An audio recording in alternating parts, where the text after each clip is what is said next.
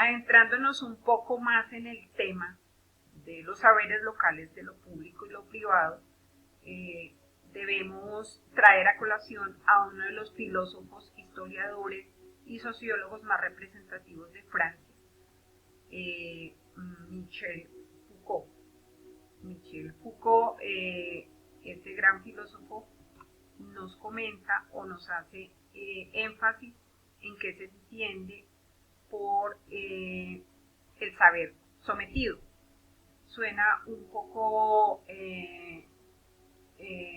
rebuscado el tema o el nombre dado a este tipo de saber, pero hace referencia al conocimiento o al saber no calificado, no científico, insuficientemente elaborado, que nace del conocimiento de la gente local, el saber local, y que tiene como característica la incapacidad de producir una unidad o un concepto unificado que, valga la redundancia, sea basado en conceptos científicos o organizados que nos hablen sobre una clase de área en particular.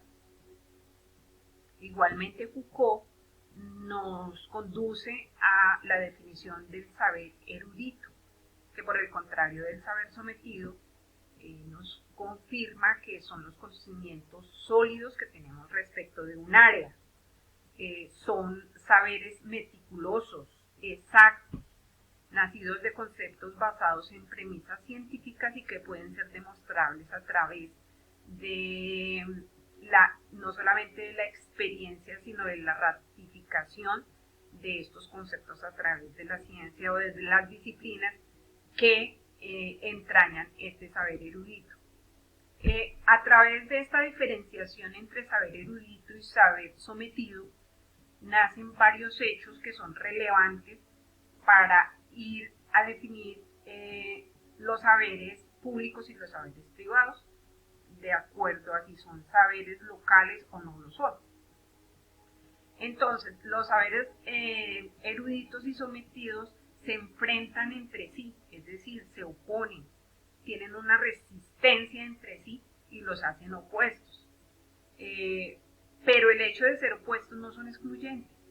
Me hago entender, el concepto o el conocimiento que yo tengo de la naturaleza respecto de un objeto en sí mismo y de mi conocimiento básico, si bien es cierto, se enfrenta o puede enfrentarse al que tiene un científico respecto de ese mismo objeto, no lo hace excluyente, no hace que el saber sometido y el saber erudito se excluyan, se enfrentan sí, pero no son excluyentes.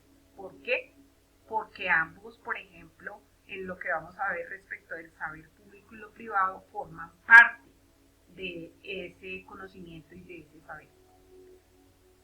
Estos hechos, otro hecho nacido del saber sometido y erudito es que el poder se centraliza en el discurso y en el lenguaje oficial que tenga cada uno. Entonces, si hablamos de lo público, este conocimiento erudito tiene que cogerse de unos conceptos especializados en saberes estatales, en saberes académicos, pero igual el saber erudito, el saber sometido, tiene un lenguaje particular y también forma parte de la concepción pública y privada.